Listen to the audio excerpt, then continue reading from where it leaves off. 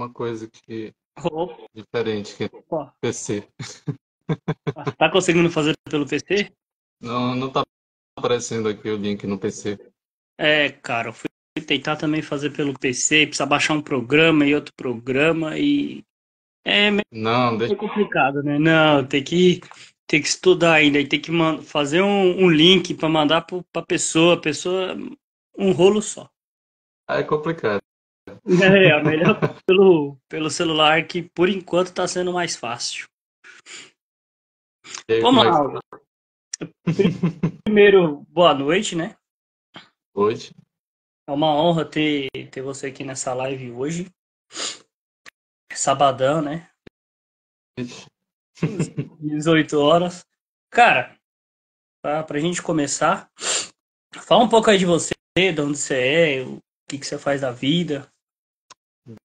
Bem, atualmente eu trabalho como consultor ambiental. Eu trabalho na região do Pará, mas já trabalhei em outras regiões, região sul, centro-oeste, nordeste do Pará, e fora também. Recentemente agora eu estive inserido em alguns projetos em Tocantins, terminei lá e vim para cá. Agora eu estou inserido em alguns projetos no Piauí e aqui dentro da região do Pará. Inclusive, um deles vai ser muito interessante para mim, porque eu nunca tinha participado até então e fazia um tombamento de área de mineração para devolver de novo para o ICMBio.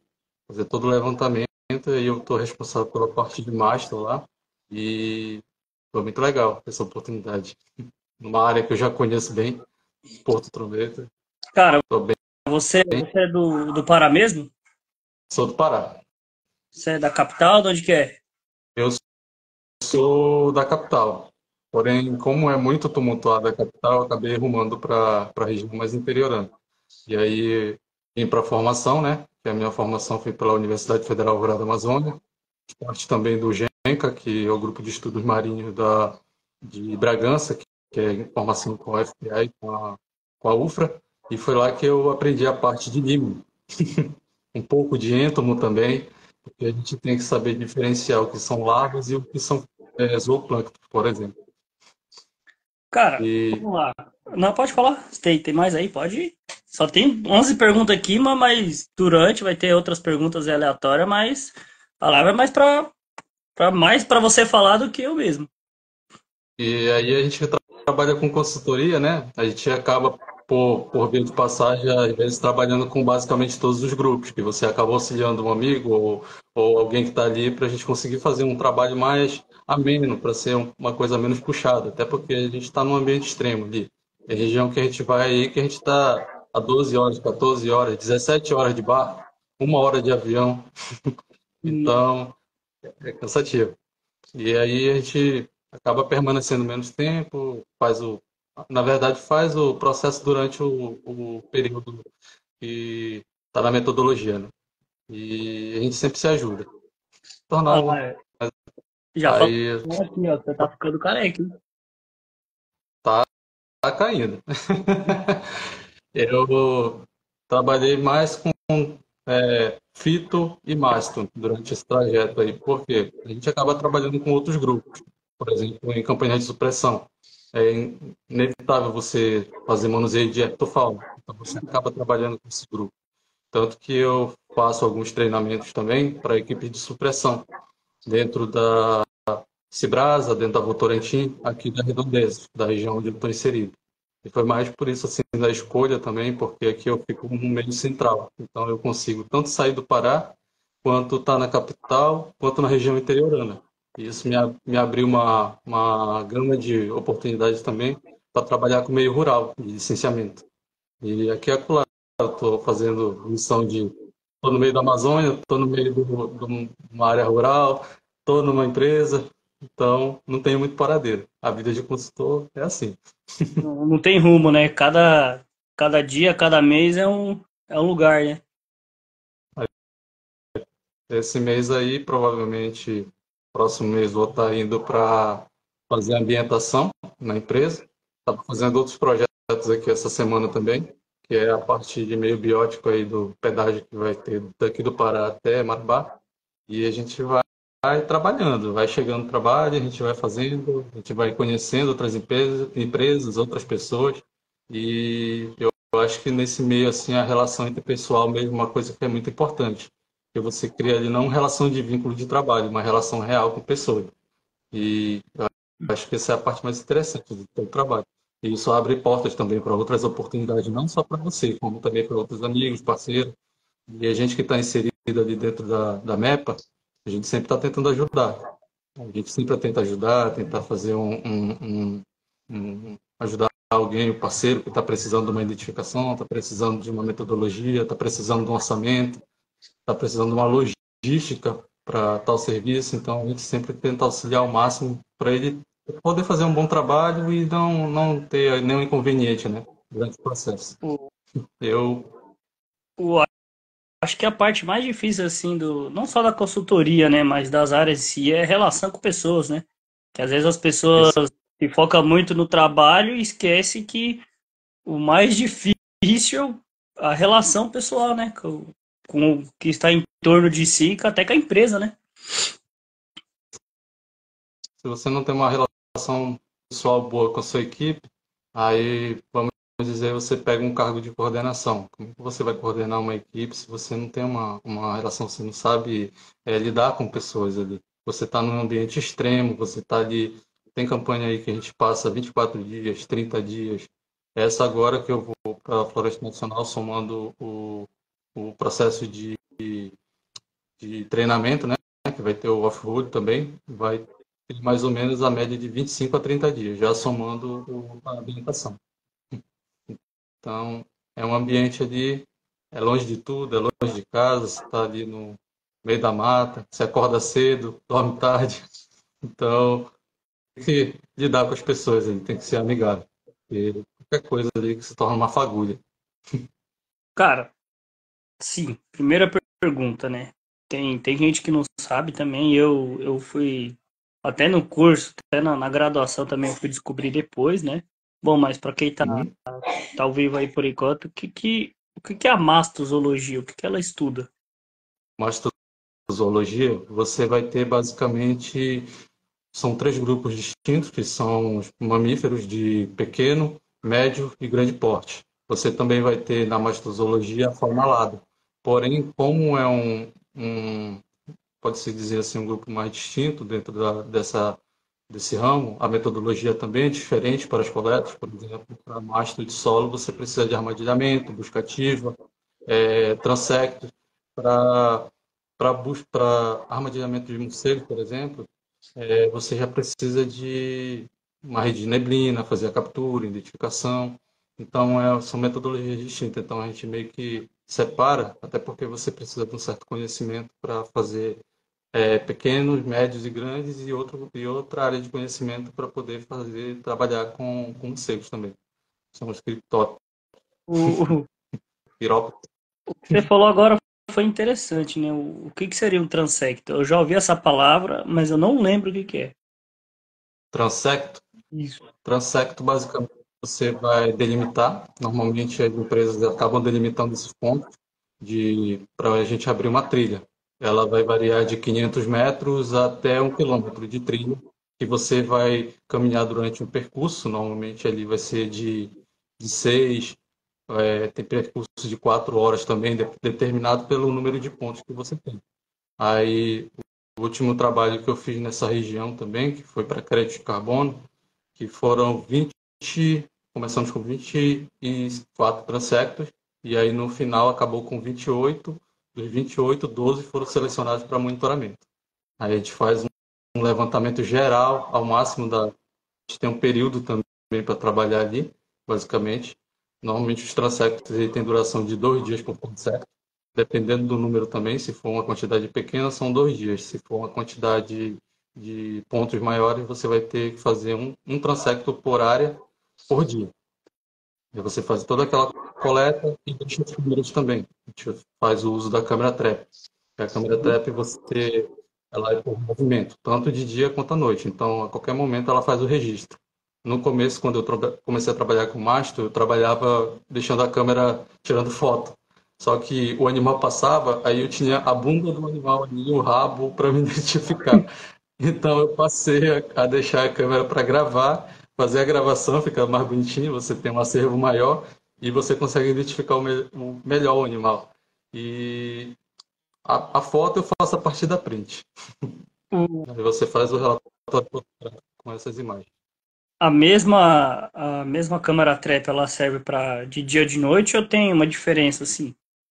Vai ficar ali durante todo o projeto. Tem projetos de monitoramento aí, são em Amazonas, Manaus, que a câmera é 24 horas por dia durante 6 meses, aí de 60 a 60 dias, basicamente tem que ir lá fazer uma manutenção, ver se a câmera está funcionando, ver se precisa fazer uma troca e tem que fazer essa mediação. O...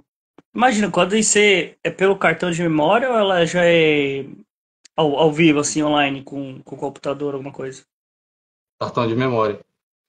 Normalmente as câmeras vão ter um armazenamento de 64 GB, você consegue deixar ela ali durante uns 3 meses, fazendo vídeo e basicamente você vai ter um vídeo de boa qualidade e você vai ter um material ali, raramente ela vai encher, porque não é toda hora que o animal está passando ali na frente. Então você tem horários do dia que ele está passando ali naquele transecto. A não ser que seja um transecto de um animal que seja trilha. Aí o animal vai estar passando ali para se locomover, para se alimentar, para se reproduzir. Por exemplo, cateto. O... Aí é o maior número de registros, mas só de uma espécie. Tem, tem marcas boas, assim, de trap? É caro, assim, no mercado? Como que é? Uma pessoa Gosto. assim, normal pode ter? Qualquer pessoa você consegue encontrar em site, Mercado Pago, você consegue encontrar até naquele site da AliExpress, né? Mas tem algumas marcas que são genéricas e tem as marcas que eu considero as melhores. Uma das que eu gostei muito de trabalhar, que eu venho trabalhando em projetos até hoje, é a HC900. E ela é uma câmera boa, tem durabilidade boa. A bateria dela não tem risco de vazar, porque todas essas câmeras elas têm uma câmera que ela é maior, só que o custo dela é muito grande para você fazer um projeto que você vai ter 25 câmeras, 28 câmeras ali dentro. Tem projeto aí que tem 30, 40 câmeras ou mais. Nossa.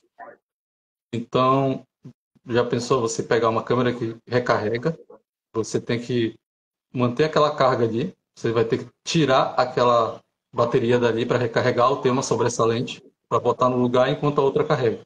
Então, para campanhas curtas é boa, mas para campanhas de longa duração, essa de pilha que a gente usa, com 8 pilhas, ela é perfeita.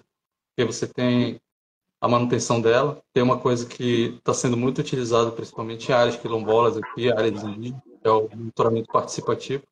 Que é o monitoramento participativo? Basicamente, você tem a comunidade, a gente faz um treinamento com a comunidade e a gente pega e traz essas informações para ele, traz como faz o manuseio, como faz o processo, como tira o cartão, como manuseia, como liga, o modo de gravar, o modo de tirar foto, faz todo um treinamento, porque eles vão ser os nossos colegas ali dentro das áreas para estar verificando essas câmeras, como eles vai ter aquela atividade ali de andar naquelas áreas, eles vão lá, pegam a câmera, vê se encheu, vê se o cartão está ok, vê se a câmera está gravando, vê quantas câmeras precisam fazer manutenção, se alguma câmera precisa fazer troca. E a gente passa todas essas informações para a gente via WhatsApp hoje em dia, ou por e-mail. Então a gente Bem, já vai com. bem mais fácil, né, de trabalhar e tudo. Sim, e principalmente campanhas de monitoramento. Campanha para crédito de carbono. Crédito de carbono você tem uma área ali que você tem que fazer um monitoramento, um relatório semestral, durante 30 anos ali de projeto. Então, é muito tempo. Nossa, rapaz. Vamos ver aqui. Então, sobre a masto, ela estuda também, ela engloba nos mamíferos aquáticos ou é já uma parte separada? No caso, você diz os cetáceos. Ou, Isso. no caso, o único mamífero aquático até então que ela inclui é as arirâneas. Mas a parte de cetáceos já é outra parte à parte. Interessante. Então, Deixa eu... se divide em várias partes. Não é igual aves, por exemplo, que você tem aves no geral, no contexto geral. Você tem êxito no contexto geral. a Mastro ela se divide basicamente em todos esses grupos. Vai ter ali as divisões, subdivisões. Tem parceiros que trabalham só com pequenos, tem parceiros também que trabalham só com médios ou grandes. Tem toda essa subdivisão também. Eu trabalho com os três grupos. Você já chegou a encontrar uma. Eu ainda não encontrei, né? Por aí, Ariranha? Já. Tenho fotos, tenho registro, tenho vídeo. Tenho foto de uma deitadinha em cima da pedra, olhando pra gente. Ela chega a ser muito agressiva, assim, ou é um animal tranquilo? Não, é um animal tranquilo se você estiver fora do ambiente dela, como todo animal. Se você invadir o espaço dela, normalmente você vai ter os filhotes ali próximo, você vai ter uma área de reprodução, uma área de reprodução. Então, como qualquer mamífero, qualquer animal é macho, no caso, qualquer mamífero, ele vai estar ali e ele vai defender o seu habitat, né? Então, basicamente, aquilo, na região de Ribeirinha, você tem o relato dela apenas roubando peixe. O cara vai pescar de arpão lá, e na hora que ele está mergulhando com o peixe preso na cintura aqui, ela vai lá e rouba os peixes. Ou na hora que ele vai pescar, ela vai e tira o peixe do anzol. E elas são expertas em fazer isso. Ah, um bicho bem inteligentíssimo, né, cara? E importante também. As espécies delas a gente basicamente encontra espécies vulneráveis na nossa região. Então, a conservação delas é primordial. Vamos ver aqui. No Brasil, quais são os grandes predadores? Porque a gente só ouve falar da onça, parda e da sussuarana. Tem outros assim ou só essas duas que é o Porque auge? assim, a gente tem a onça parda e a sussuarana, né? A onça parda e a sussuarana são o mesmo indivíduo. Porque a Uhum. gente tem bastante, são algumas definições. Você tem o gato mato que chama, o leopardo grid. Você tem o leopardo pardade, a jaguatirica. Você vai ter a onça, que vai ser tanto a preta quanto a pintada, vão ser a mesma espécie, pantera onça. E você tem o, as duas definições, no caso, da sussuarana e da onça, qual é o chama? Aqui a gente conhece ela como sussuarana, vocês conhecem aí como onça É um parda, né? sapato, puma e nossa, eu já até ouvi leão da montanha, né? Por incrível que Mas pareça. trata tudo da mesma espécie, da mesma família. Não tem diferenciação. Eu ouvi eu não sei onde eu li uma vez, cara, eu ouvi dizer, eu não sei se é verdade, né? Agora você vai me tirar essa dúvida. Que a parda, ela é mais agressiva do que a pintada. Não. A parda, eu, por experiência própria, já topei com algumas já em projeto. Normalmente, saí do barco, entrei no barco, aquele período que a gente fica esperando para a noite cair em algumas regiões, porque a gente tem um horário de escurecer e a gente tem aquela transição de horários aí da noite para o dia, você vai ter uma hora de diferença na nossa região. Então, você tem o transecto ali, você faz o transecto de dia, a período de dia, e vai fazer a parte da noite. Aí, durante aquele período de uma hora ali, você descansa no barco, e nesse voltar para o barco, todo mundo acabou adormecendo um pouco, e o despertador ficou para despertar naquele horário para a gente voltar para o transecto. Quando eu saí do barco, assim que eu pulei, eu senti um cheiro de podre, de carniça. E aí eu liguei a lanterna, peguei e fui andando. Fui andando, fui andando. Quando eu dei de cara com uma, ela largou o bicho e evadiu para dentro do mato. Só que lá dentro do mato, ela esturrou. Ela não tem esse hábito de enfrentar. Agora, a onça pintada e a onça preta pintada, esse chão, ela vai bater de frente. Você tá ali com o carro, tem fazenda que a gente chega ali na região de Tocantins, baixo ali, Gurupi, Araguatins, o animal está tão habituado com os fazendeiros que quando você passa com o carro, ela deita na frente do carro. E ela fica 30 minutos, ela cheira o carro, fica em torno. Às vezes o animal está te observando, mas ele não te ataca ali. Mas se você for, como eu fiz, eu peguei, acabei entrando num transeto e dei de cara com uma. E aí eu voltei, consegui voltar. Mas ela não veio, não me atacou, nem nada, por quê? Porque eu voltei com calma. Voltei com os braços abertos, o facão na mão, voltei andando, sempre olhando para ela e com os braços abertos. Então, basicamente, ela não me enxergou como uma presa. Ela me enxergou como uma ameaça. Ela manteve a postura ali. Mas aí, a maior parte dos ataques assim, que ocorrem num ambiente que tem pouca diversidade de alimento. O animal propriamente não vai predar o ser humano ali, gastar um gasto de energia enorme para pegar algo que ela não sabe nem o gosto que tem, sendo que ela tem uma vasta alimentação ali de paca, de cutia, que ela exige menos força e consegue se alimentar melhor e já conhece o gosto, faz parte da dieta dela. Basicamente, a gente não está dentro da cadeia alimentar desses animais. De nenhum animal, na verdade. Cara, e o coração na hora que você chegou perto de uma dessas? Adrenalina? Como que é? Cara, eu, Pô, eu, eu eu nem sei tava como que deve ser. da última vez agora que ela esturrou perto da gente, que os caras com ela, o, o Loyola da Biotrópica tava nesse trabalho comigo. Então, ele pegou, a bicha esturrou, ele pegou ele dentro do mato e falou, e agora? A gente faz o quê? A gente tem até 10 horas para fazer transecto aí, segue o trecho. Ele, ela vai me comer, mas não vai estar gostoso não. Porque eu acho que teve uma na rede, eu não lembro se foi a da Arene, que ela topou de frente com a onça pintada, né? E disse que o Sim, estupro dela é uma coisa. Uma vez eu vi um vídeo do cara no bar com o esturro, cara. Eu fiquei arrepiado e olha que era um vídeo. pois é. O esturro da onça pintada, ele é diferente da Sussuarana, por exemplo. Você tem um esturro mais forte, uma coisa mais doida, algo que te faz tremer na base, realmente. Você ali, você que gosta, você que quer ser mastro ou alguma coisa do tipo, vai ter essas emoções. Você vai estar ali lidando com animais.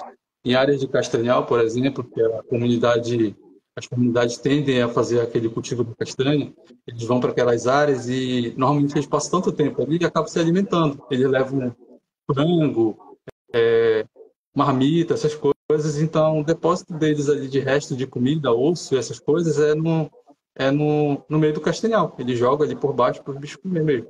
E o animal acaba se habituando. Opa, tem gente aqui, tem comida fácil. Então é normal a gente estar fazendo ali, bota a câmera para gravar, logo depois, coisa de 10, 30 minutos, o animal vem cheirar a câmera ali, vem ver o que é aquilo, ou então a gente acaba registrando o animal andando, a gente passa na frente da câmera e a gente acaba registrando logo depois, assim, coisa de minutos, o animal andando na nossa trilha, pelo rastro. Cara, Mas por quê? Porque se habituaram a ter alimentação fácil quando o ser humano está ali. uma coisa, a dos canídeos, né? A gente, acho que a maioria conhece como só o lobo-guará, né? Sim. Ele chega a ser um super predador ou não? Na verdade, não. Normalmente ele vai se alimentar ali daquela fauna nativa de Caatinga, que ele vai se alimentar de pequenos roedores, vai se alimentar de calango, ele vai se alimentar de pequenas aves também, de filhotes de ave. Então ele não, basicamente, ele não se iguala com as onças, por exemplo. Eles são considerados como top de cadeia, são animais que estão ali inseridos e se você retirar um animal desse, por exemplo, o fazendeiro vai lá, tá atacando o gado, ele vai e acaba matando o animal. Só que ele está tirando um animal ali de controle vetor muito grande, porque sem aquele animal, a maioria dos roedores que basicamente se reproduzem muito rápido e com um número elevado de filhotes, acaba gerando um aumento populacional. Então você vai ter aquele boom ali, você vai ter uma exaustão de ambiente e você não vai ter um animal que faz o controle, entendeu? Por isso que eles são considerados top de cadeia. Eles são os animais que fazem o controle basicamente de todas as cadeias abaixo dele, por Eu vi, conta da predação.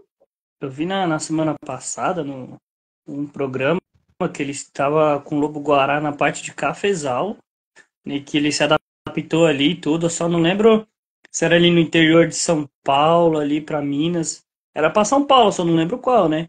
E tava se Era uma reproduzindo. galinha, primeiro que ele foi o vídeo do rapaz ele pegando uma galinha ou era outro? Não, Eu eu vi vi um no. vídeo, ele estava se alimentando matando umas galinhas da casa do homem, assim, tipo, muito tranquilo ali, como se ele fosse um cachorro normal ali. Ele vem, cheira, dá uma voltinha, pega a galinha e vai embora. Acabou. Até não é esse vídeo, né? Ele tinha os fazendeiros que estavam reclamando por causa da galinha. Aí tem uma. Eu não lembro agora, uma companhia que ela tava explicando para os fazendeiros a importância do lobo e fazendo cerca para o lobo-guará não invadir e os fazendeiros também não matar, né? Mas eles Sim, colocaram 10 gaiolas, acho que pegou 3 ou foi 4 lobos-guarás, aí fizeram todo aquele, aquele estudo que e é faz um, quando captura animal. e é um animal em extinção. Normalmente, fazendeiro acaba lidando com esses animais dessa forma. É uma coisa que eu estava até conversando recentemente com uma amiga nossa, que antigamente você tinha isso da pessoa, tanto com répteis quanto com animais que fazem predação de outros animais ali que estão sendo criados em cativeiro. E o fazendeiro ou o proprietário ia lá e matava o animal. Hoje em dia não, está tendo um pouquinho mais de conscientização. As pessoas estão tendo um pouco mais dessa parte de educação ambiental. Ele já vê o animal ali não como um prejuízo potencial. Algumas comunidades, algumas áreas aqui dentro do Pará, por exemplo, eles fazem o ecoturismo. Eles já sabem onde está esse animal. Tem pessoas que pagam para ver. O birdwatch aqui impera aqui na nossa região. E vem gente de fora, vem gente dos Estados Unidos, vem gente da Europa, para poder estar vendo esses animais. Então, você ganha muito mais tendo um animal vivo ali dentro daquelas áreas, pela renda que você vai trazer, do que você basicamente, por exemplo, um produtor que trabalha apenas com gado, que está ali impactando o meio ambiente, está derrubando o habitat natural do animal e está querendo que o animal se afaste, saia da propriedade que um dia era o lar dele, entendeu? Então, a gente sempre tenta incentivar essa parte dos projetos de conscientizar as pessoas. A gente tem vários mitos, a gente tem mito com serpente também dentro das comunidades. Ah, a jiboia ela é mais venenosa em janeiro e fevereiro. Não existe isso. Que boia é essa, né? Isso. Ah, a onça gosta de comer gente. A onça gosta de matar gente. Não. Ah, às vezes ela mata e não come. Não, ela está defendendo o habitat dela. Aconteceu um imprevisto ali, um acidente. Isso é muito raro também de acontecer. Não é algo que aconteça todo dia, não é algo que é noticiado todo dia. Ah, hoje teve 5, 6 acidentes, 5, 6 ataques de onça na região amazônica. Não. Isso é muito raro de acontecer. Normalmente acontece com crianças. Por quê? A criança está cocada ali na beira do rio, como é pequeno, está cocado, está pescando, está fazendo alguma coisa ali, ela acaba confundindo com uma presa. Mas raramente ela vai comer aquilo ali. Então, Assim, desses bichos que ainda sofrem injustiça, que eu acho que vai demorar um pouco, são as serpentes, né? Que ah, todo mundo vê, vou matar, mas até você explicar para as pessoas que eu não sei se é todos, né? Que eu não conheço todos assim, mas os animais só atacam se a gente invadir o território, né? E se sentir ameaçado, né? Porque se uma cascavel tá passando ali, se tu não for lá, ela não vai sair correndo atrás de você e te. exatamente. Ela não vai sair lá do mato. Ah, hoje eu estou com vontade de morder no ser humano, né? Ei, hoje eu vou matar um ser humano que eu tô afim, não. Acho que nenhum animal, pelo que eu conheço, é raros, né? Casos, né? Que nem aquele filme A Sombra e a Escuridão e alguns crocodilos, mas também é lá do Nilo, mas é casos bem raros e específicos, né? A bichinha mais injustiçada, creio eu, aqui na região é a sucuri. Bichinha tranquila, de boa e realmente, porque ela come gente, porque ela faz isso, porque ela quebra todo mundo. Porque até teve um caso recente aqui no Pará que foi do rapaz que foi atacado. Aconteceu um incidente lá, não se sabe o que aconteceu. Quebrou todos os ossos dele, falaram que foi uma sucuri que pegou ele, todos os ossos. Então, como é que o animal fez isso se ele mata por constrição? Ele não mata pela quebra de ossos, basicamente ele te prende ali até o teu coração parar. O coração parou ali pela falta de pressão no corpo, aí que ele larga o corpo, vai pegar e vai se alimentar, ele vai quebrar até os ossos dentro do corpo dele, quando for voltando ao normal, a estatura do corpo dele. E ele passa dias ali para fazer isso. Como é que ele conseguiu fazer isso dentro de coisa de 5 minutos, 10 minutos. E um Anaconda, monte né? de gente grita, anaconda. Tô vendo É, muitos filmes. então, atitando boa, o pessoal tá inventando coisas. Cara, eu vi, agora você falou uma coisa, eu vi um vídeo essa semana que eu não sei, e muita gente acredita, infelizmente, né? Era uma águia careca e uma criança parada, a águia careca vem assim, quase pra pegar a criança, o cara sai correndo e tira a criança, né? Mas aí eu penso, cara, a águia careca só come peixe, né? E Exatamente. como um bicho daquele é grande, mas pra levantar uma criança, não tem. Aí o cara faz a montagem, coloca lá. Ai meu Deus, quase pegou a criança, um herói, um Superman. A gente tem essa parte, no caso da injustiça, né, com os animais, principalmente a parte dos répteis aqui na nossa região, e os animais de grande porte, os mamíferos de grande porte, os felinos. Ah, tem região aí que, infelizmente, eu me deparei. Ou me deparei com um animal atropelado, ou me deparei mesmo com um animal já morto. E tem até um caso aqui de uma senhora que ela entrou em contato comigo, que eu estou fazendo trabalhos para ela lá na propriedade rural dela, que tem uma jaguatirica que está se alimentando das galinhas dela. Então, no começo, quando eu comecei a conversar com ela, comecei a fazer esse trabalho para ela falava em pegar e que ela ia matar. Aí eu fui conversando com ela. Aí hoje em dia ela já está conversando comigo no fato de eu ir lá para pegar o animal e levar para algum lugar para soltar. Então já muda o contexto. Eu acho que essa é a nossa atuação assim, nessa parte. A gente tem que saber trabalhar, tem que saber educar também. O, o nosso trabalho é. O do biólogo é mais na educação ambiental, né? Do que afugentar, capturar e estudar o animal hoje no Brasil, né? Certeza. Que, cara, que nem morcego vão matar, vão até você. Não, calma, não é assim matar também. Não, se tudo que for ver a gente for matar, então não existe mais ser humano na Terra, né? Não existe mais nada. A gente faz mais mal do que os animais, né? É, Eles estão ali agindo, a gente está agindo por ganância. eu até essa pessoa que conversando ela falou dos animais, eu falei, acho que eu falei, o único animal que ataca sem motivo e mata sem motivo é o ser humano. Isso é verdade. Ou Porque por ganância, ou sem motivo. eu olha Então, pro cara, vou matar ele, pega, dá um tiro, uma facada e acabou. Porque nenhum animal vai mais maior que ele seja, ele vai fazer tal coisa. Deixa eu ver aqui. Outra coisa de maço também. O, de todos que você falou de pequeno e médio porte e grande. A massa, ela estuda só o silvestre ou os animais urbanos também? olha, a mastro, no caso, no meu caso, eu trabalho apenas com animais silvestres mesmo. Ela pega um globo geral, mas para os trabalhos assim, de levantamento, de monitoramento, para conservação diária, a gente trabalha apenas com o silvestre. Aí já animal doméstico, não fica nem a atuação nem do veterinário que está trabalhando nessas áreas, quanto do biólogo.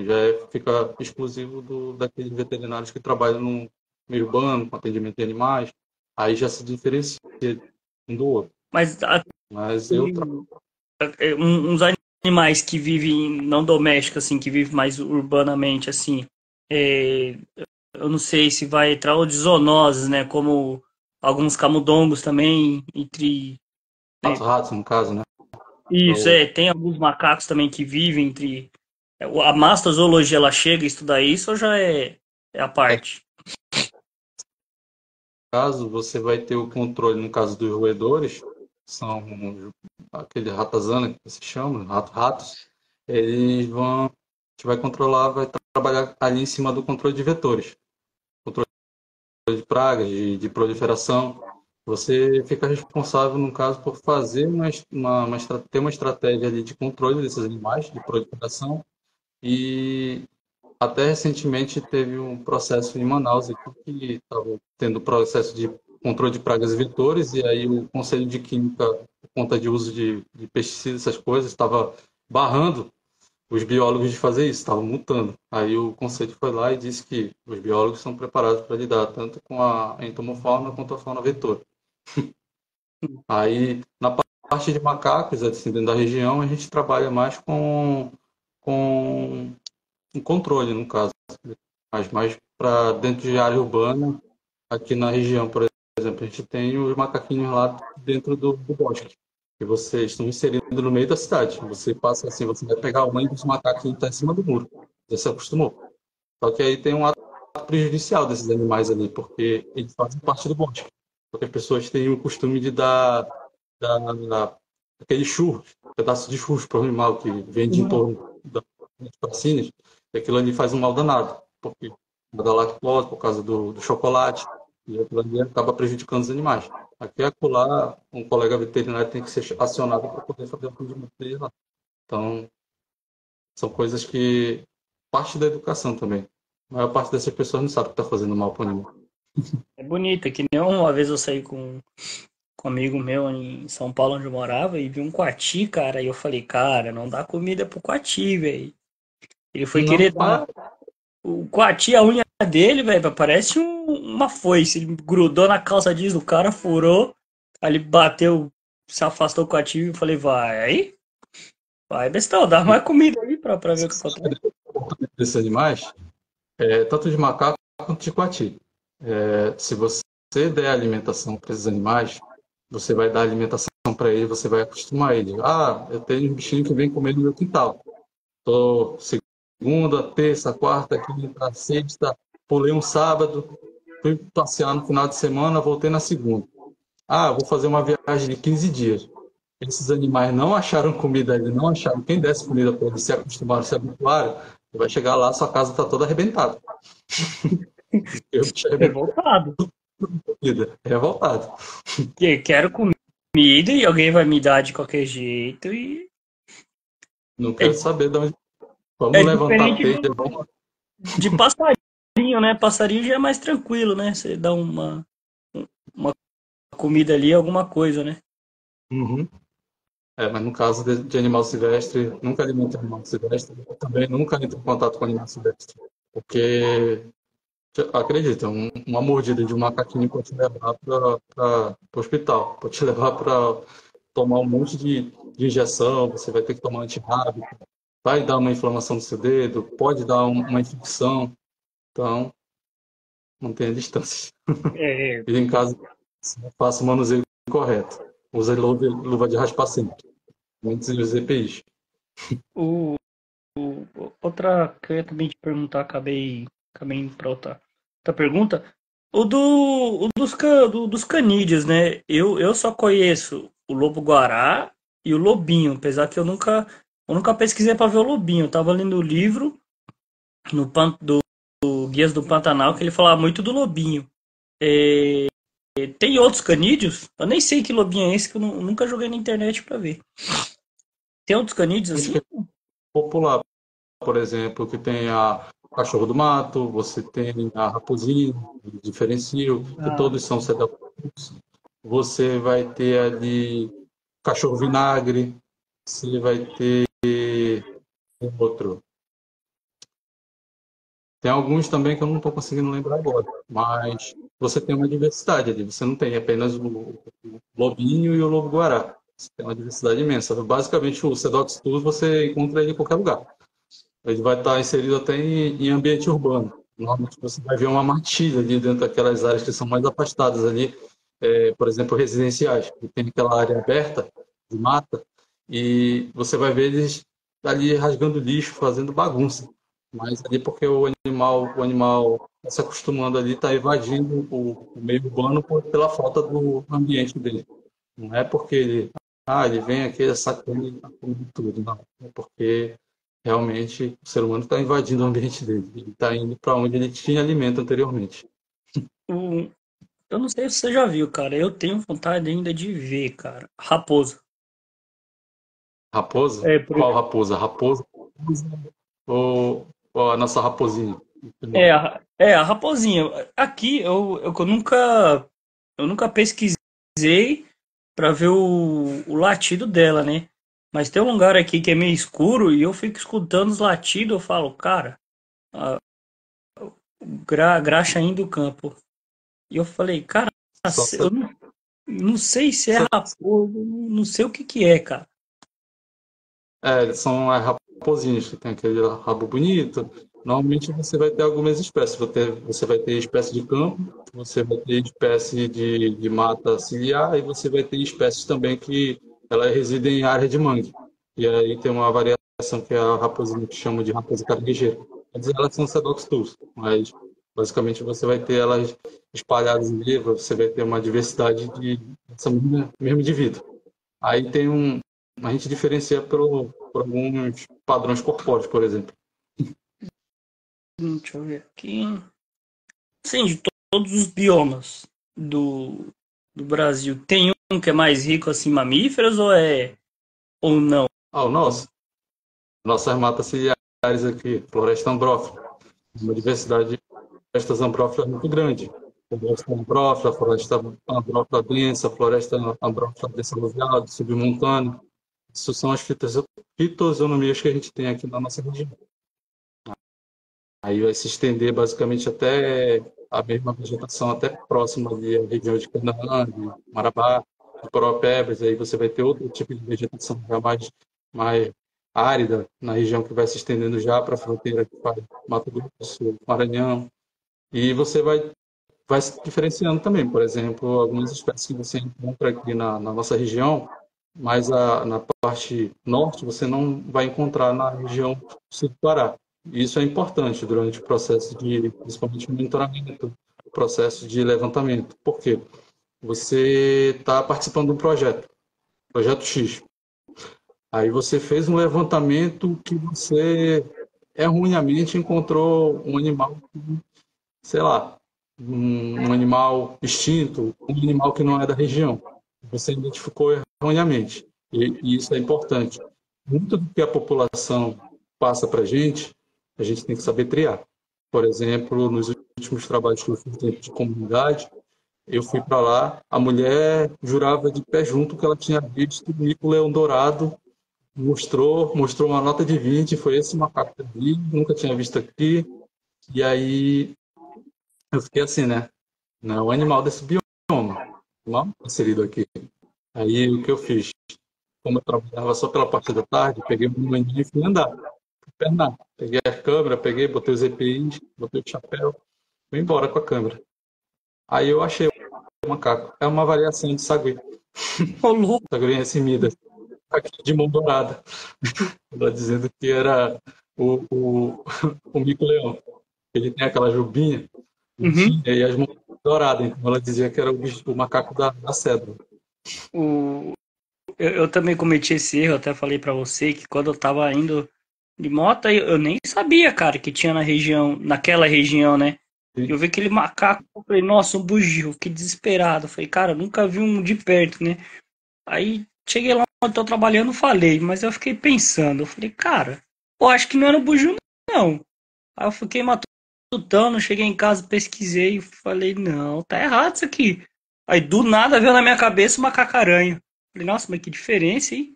Aí eu perguntei pra você, né? Eu falei, vamos ver, porque na internet você joga alguma coisa, às vezes aparece milhões de coisas, menos aquilo que você quer, né? Essa parte de internet, assim, a gente tem que tomar um pouquinho de cuidado. É. Porque a gente tem a literatura para comparar. Você olha na literatura, olha na internet, vê os trabalhos que tem em cima daquilo. Assim, principalmente quando você está trabalhando com dados secundários, fazendo multiplicação de dados secundários. Nossa, você já pensou você inserir um animal que não está ali naquela região, está ameaçado de extinção? Por exemplo, tem áreas que a gente tem o Cuxiu satanas aqui, que é o Cuxiu, né? O Cryptops satanas, nosso Cuxiu. Se você descrever que esse animal está ali naquela região, vai ter um plano de monitoramento só para aquele macaco. Você vai ter um plano de monitoramento só para ele, englobando as outras espécies, sim, mas basicamente ele vai ser a como posso dizer, a espécie de ouro ali, ou a espécie de interesse daquele plano de monitoramento. E tem um processo aqui que ocorreu na região que a gente até acha engraçado, que foi que teve uma identificação de uma espécie de macaco que estava em extinção aqui na região do Alto Trombetas. Aí, os caras estavam monitorando há 10 anos já o macaco ali, o povo do Emílio Guedes foi para lá e provou que o animal não existe na região. Foi descrito de maneira errônea. Ou seja, os caras fizeram um monitoramento de 10 anos. 10 anos ali sem o animal existir na região. 10 anos sem achar o animal na região. E aí, por não ter todos os dados, aí você tem um relatório semestral. Nunca aparecia esse bicho no relatório, nunca aparecia. Aí o povo do Emílio Guedes foi para lá e comprovou que o animal não existe na região. Foi descrito erroneamente. E aí a SEMAS aqui do estado falou: vocês já estão monitorando macaco há 10 anos, continua.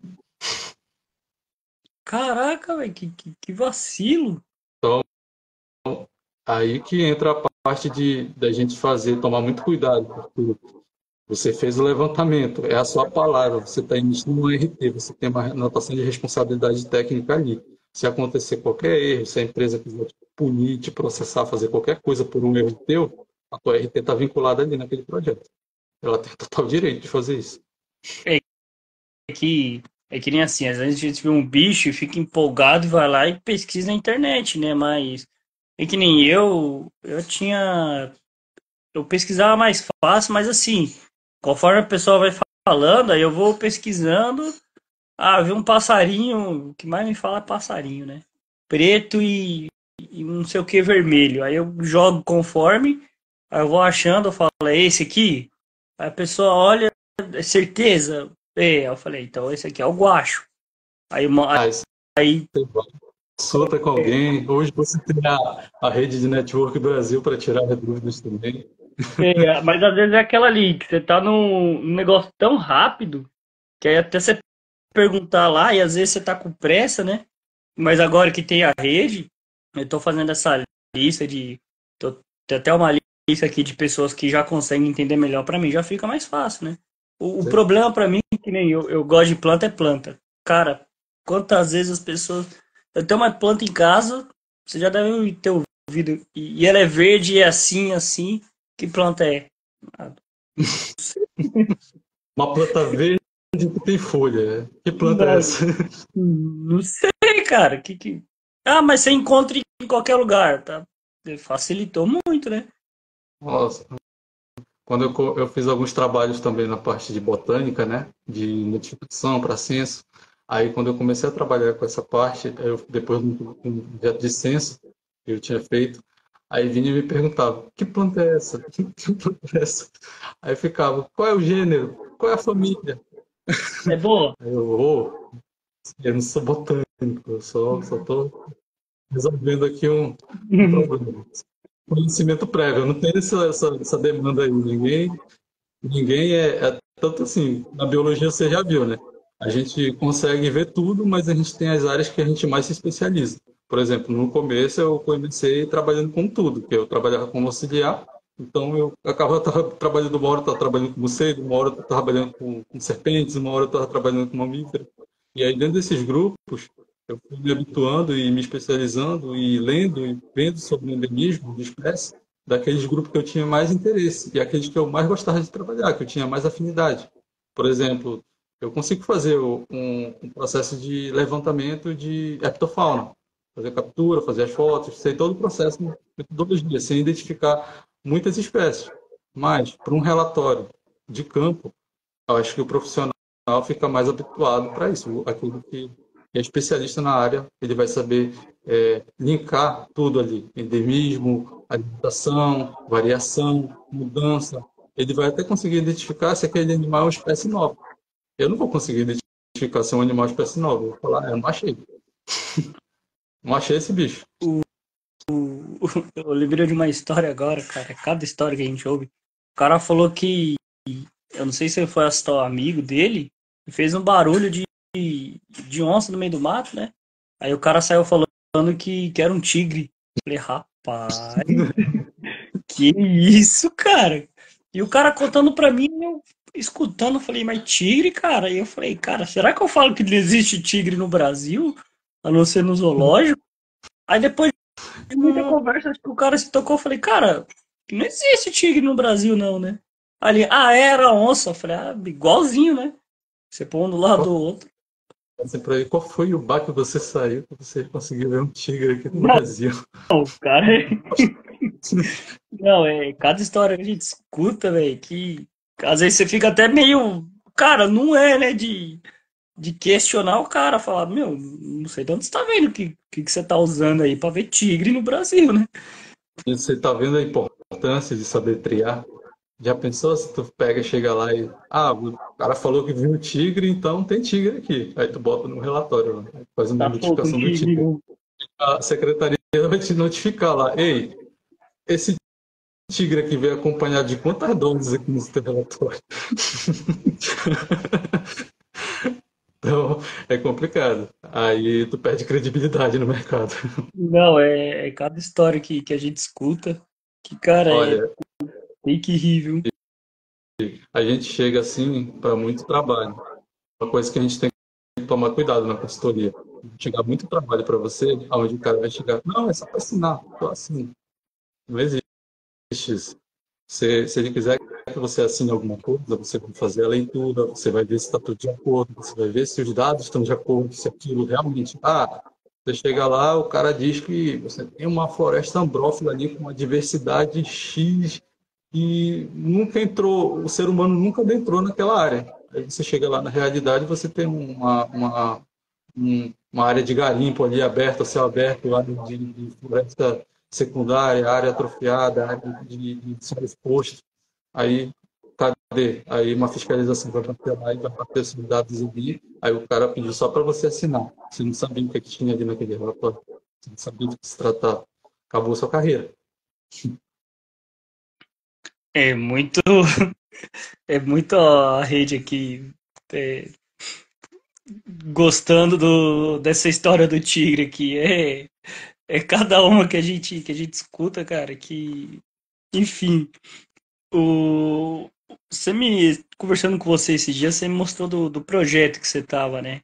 Aí não deu pra gente conversar muito. Explica um pouco aí desse projeto que você tá aí, fazer aquela linha inteira.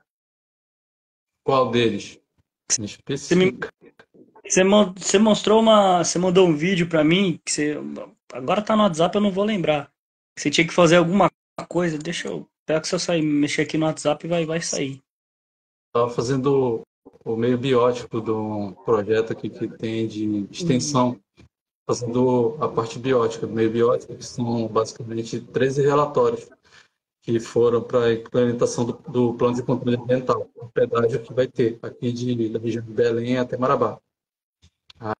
Aí eu passei aí uns dias aí para fazer revisão, aí me deram uma data corrida, assim, só que aí, como eu tenho dados daqui da região, que eu já fiz trabalhos basicamente tanto saindo de Belém a Marabá e de Belém a Santarém, então eu tinha os dados dessas regiões. Algumas áreas eu tive que consultar e bater com os dados que eu tinha e fazer um acervo maior. Aí faz aquele acervo, dá uma verificada de espécies que tem na região que são ameaçadas, faz um levantamento geral. Porque na hora que for fazer o censo, for fazer o processo de supressão, aqueles animais ali vão ser catalogados. Se caso, porventura, não tiver alguma espécie ali dentro daquele relatório parcial, plano de controle ambiental, vai ser inserido futuramente. Vai ser inserido, vai ser monitorado. Então, é importante. A gente faz os trabalhos, sim, com dados secundários, mas entraram em contato comigo mais porque eu já tinha trabalhos anteriores, então eu tinha a tabela de bicho, aí eu fui no Drive, eu fui batendo, fui conciliando, fui vendo endemismo, fui batendo alguns trabalhos aí que eu topei com alguns trabalhos aí que eu fui ver, basicamente você tinha 80, 80 variedades de animais ali, mastofauna, né, de espécies ali descritas na região, 40, 30, mas na hora que você ia buscar a tabela de animais, não tinha. 3, 4 fotos, 5 fotos e 6 descrições de animais. Aí, tabela de animais reais que tem na região que foram levantados, não tinha no projeto. Então a gente acaba lidando com esses. Aí a gente recorre para, quando é assim, vai fazer uma consultoria em plataforma, a gente vai em artigo, a gente puxa artigo da internet, olha outros trabalhos e tenta buscar aquelas espécies que a gente tem interesse na região. É um trabalho difícil. Cara, assim, todo mundo tem um grupo preferido, né? E de masto, qual é o seu, assim, que você fala, não, esse é o É o meu.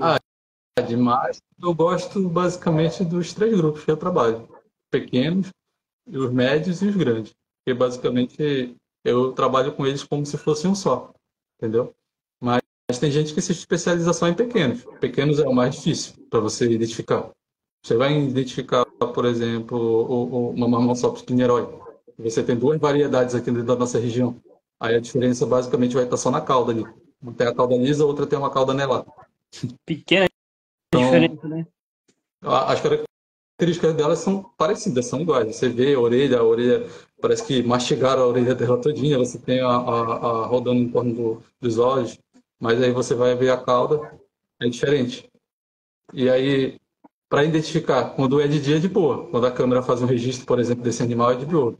Mas quando é de noite, e basicamente você só tem aquele animal cinza ali. E aí, que bicho é, né? Aí é missão para identificar. Aí você tem que puxar zoom e vai, olha, dá uma olhada, dá uma lida sobre o endemismo, vê se o animal está inserido naquele ambiente. E aí você faz a descrição correta dele. Não botando um animal que não pertence àquele ambiente numa área que ele não existe. Acaba Aí dando 10 anos de estudo aí à toa, né? é aí que entra a nossa parte profissional, nosso profissionalismo. É importante. Eu tava pensando esses dias, cara, que assim, um site que quando eu vou pesquisar alguma ave, né, que eu uso bastante é o Wikiaves, né?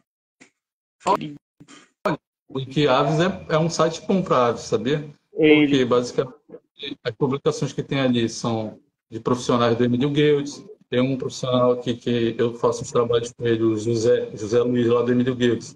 Para mim, aqui na região, ele é o cara de aves. Falou em aves, uma indicação para aves aqui na região é ele. Por quê? Porque ele conhece pelo canto do animal, ele conhece pelo tipo de plumagem, ele sabe basicamente a taxonomia de todo, basicamente todas as espécies que tem aqui na região. O homem é um livro ambulante ali. Então, assim, se você quiser um dia fazer um trabalho e tiver esse carinha aí na região amazônica, José Luiz, tiver no meio, cola nele que o aprendizado do cara é muito bom. até marcar aqui porque vai que, né? Um dia eu, Vai que tu topa. um dia eu converso com ele aqui também, né? Tem o Ademes aí também. O É, Ademes ó, é. ele teve, Ele é o cara. me, ele me falou do passarinho, né, que eu não conhecia, que é a rendeira. Ah, quando Sim, terminou a live, no... falei, não, vou ter que pesquisar esse passarinho, né? Pesquisei ele, vi e falei, cara, que passarinho bonito, viu? a fêmea você não dá nada. A fêmea é Sempre morta assim, né? A fêmea, parece que toda fêmea nos pássaros é marrom. é marrom. A fêmea você não dá nada. Aí você vê o passarinho lá quando você vai ver a rendeira. Passarinho branco e preto, bonito, do peito todo colorido. E outra que eu não descobri vendo também o Wikiaves é o, vamos ver se eu vou falar certo, o Vanellus chinensis. E Ó, aí, ó. aí, ó. Da sexual da fêmea é verde. Eu sou daltônico, porque eu vejo tudo marrom. Eu não sabia que ele tinha três subespécies, é bem diferente você ver ele. Puma com cola. Pantera onca, puma com cola. Aí você vai ter aí, ó. Acho que é o Magela que tá aí fazendo os É comentários. certeza. A pantera onca, basicamente, é a onça pintada. A onça preta também, ela é pintada. Tanto que, e tem uma característica legal, você consegue identificar o tipo de felino. Você consegue saber se é o mesmo felino. Se você botar uma câmera trap, uma câmera para de um lado e do outro, pelo padrão de pintas, você consegue diferenciar se é o mesmo indivíduo ou se é outro, diferente. Ele não se repete, são como impressões digitais. E a onça preta, também, que se chama de pantera jaguar, também é pantera onca, ela vai ter também as pintas, principalmente na coloração do sol. Você vai ver ela, às vezes você topa com uma longe, assim, aí você olha, tá batendo o sol, ela tá pegando o sol, ela fica deitada no tronco ali com o bração ali, esticado, igual um gato normal, um gatão bonito. Aí você O, vai ver, tem uma coloração de pintas. A puma com colo, ela é basicamente o que você tinha me perguntado, a suarana, a onça cinzenta. Aí você tem a diferenciação. Aqui a gente chama de Sussuarana. É, eu também eu comecei a conhecer pelos dois, né? E comecei a ver todos os nomes que chama, pelo menos a falar. Sussuarana, a Puma também já chamam de Puma, né? Sim. Lembrei que eu ia falar, já esqueci. O você acha que também deveria ter um assim para não só para aves, mas como para mamíferos e répteis, que nem o Wikiaves? Ou será que Tem um que eu Tem um que eu uso assim para comparar, tem dois sites que eu uso, mas esse Bird e o Bird, GIF Fauna. E tem também um programa que o Bruno da rede, ele me passou recentemente também, que eu não tinha conhecimento, que é qual é o nome? Space Links. É de todas as espécies, basicamente. Ali você bota as espécies, você faz uma triagem, bota por área, por metragem, por quilometragem que você quer daquelas espécies e aí você consegue ver as espécies que ocorrem ali naquela região. Aí você tem mais um aparato para poder fazer seu relatório. Tem tudo lá, tem todos os grupos. tem é de massa também? Tem ou não? Tem, tem Space Links o nome. Cara, deixa eu ver assim que não, já não tem mais nem lugar para marcar. Deixa eu marcar aqui. Tô com uma, eu tenho que pegar um caderno, cara. Tem que essa minha agenda aqui tá curta. A Reptilia Database é bom também. Ele, inclusive, ele é referenciado em trabalhos aí. O vamos ver aqui. Dos animais, né, que você falou que trabalha com ictiofauna, né? Aqui, opa. Essa depois também eu vou fazer algumas perguntas de ictiofauna pra você. Tanto de ictio como de masta, qual foi o animal, assim, que você mais incrível, assim, que você já capturou, que você viu? De mastro, sem sombra de dúvida, que eu vi, eu topei, a onça pintada. Não tem como, não tem Braba, outro. né? É a rainha, é a rainha da Amazônia. Não tem como. De limno, basicamente, tem os grupos de zoo, que eu acho interessante, principalmente a dispersão. Tem algumas espécies que a gente encontra que são de interesse comercial, tem espécies também de fito que a gente encontra que são tóxicas, que geram processos tóxicos, que são encontradas em ambiente estuarino normal, mas em alta quantidade elas acabam gerando uma toxicidade tanto para o animal quanto para o ser humano. Então, basicamente, eu considero tudo muito interessante. É uma coisa, é um aprendizado constante, principalmente a parte de límino, porque límino, apesar de eles serem animais ali que basicamente você tem umas características próprias e características que você consegue identificar bem comum, no começo você usa um livro para fitizou. Depois do tempo você começa a bater o olho e você já sabe o que é. Entendeu? Você bate o olho a única coisa chata para quem estiver interessado em trabalhar com fita e com zoo não é a coleta, mas sim a análise. Em média, para 3 pontos de coleta, de qualitativa e quantitativa, eu levo cerca de uma semana para preparar a lâmina, fazer identificação, fazer contagem, por partícula, por câmera de compartilhamento, câmera de Schnorr. Então, tipo assim, é um trabalho, é minucioso, tudo é minucioso. Então, é o grupo assim que eu considero mais caro até então, que eu vejo, é fitozoo, bentos e a parte de entomofauna vetora. Ó, então tá dando aula pra nós aqui de indígena, ó. Se, Mas ele se o Aira, eu nem sei se é assim que lê, né? Que Jara. ficou de me passar nomes aí em indígena, da alguém que está trabalhando lá, no Roraima, para mim poder difundir, né? Quando eu for para outra aldeia lá, falar, olha, tem que informar que é desse Não, jeito. ele já é. O, o cara já tá aprendendo já a língua dos índios. Daqui a pouco ele vai começar a falar com nós e falar, calma aí, não estamos entendendo ainda, né? Eu até tenho. Eu li um livro aqui, cara, que é As Cartas do Padre, que ele fala muito da onça, fala até uns nomes indígenas também. Cara, é interessante, viu? Ele fala da anta, que ele. Não era anta que chamava, era outro nome. Que aí ele descreve e tal. Cara, é muito interessante. Esse padre. Deixa eu ver até o nome do padre aqui. Vai cair tudo aqui. É esse aqui, Então ó.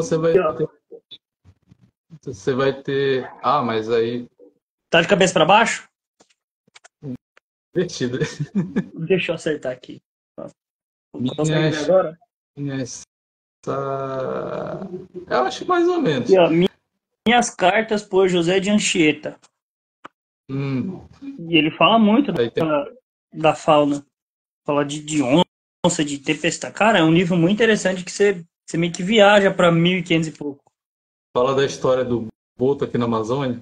É uma das Não, histórias mais difíceis é, que você vai ter os cuxiús ali, você vai ter o boto cor-de-rosa, que vai ser representado como boto. Aí o cara fazia maldade de chegar lá, ia viajar 5, 10 dias, 20 dias. Chegava lá, a mulher estava grávida. Aí quem foi? Foi o boto. Vou lá no Rio matar o boto, tirar, trouxe a barbatana do boto, matei o boto. Acabou, não é mais porra. cara, essa história do boto, viu? É igual dos sirenes também aqui, dos manatis e do pitbull. Que eles são chamados de sirenes porque no começo eles diziam que eram sereias aqui no Rio.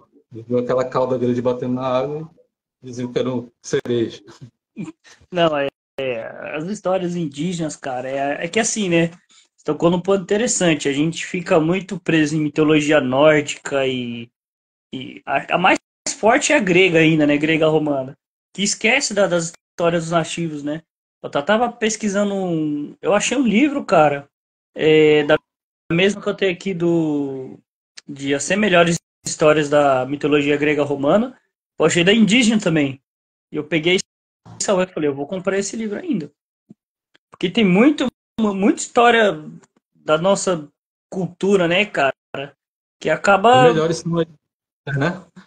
Aqui, por Então, exemplo, tem uma história aqui, por exemplo, na aldeia dos Waiwai aqui, que se você pegar a história, ela se difunde, mas aí você vai pegar lá em Roraima, por exemplo, alguém vai saber sobre a mesma história na aldeia, mas vai ser diferente. já ela se ramifica, né? Agora, eu queria saber, assim, eu até perguntei como era que acontecia esse processo. Aí eles falam que às vezes eles têm encontro, às vezes. Só que aí, hoje está mais difundido isso, né? Porque a gente tem os órgãos de proteção dos indígenas. Aí você chega ali no Trombetas, tem o dia. É dia 4, dia 4 e dia 7. Você vê um monte de índio passando no rio, você está descendo ali para fazer seu levantamento para ir para a ponta, você vê um monte de rio passando, um monte de índio passando pelo rio de voadeira, passando com fogão, com liquidificador. O índio está se modernizando dentro das aldeias ali. Oh, o Zid tá diferenciado.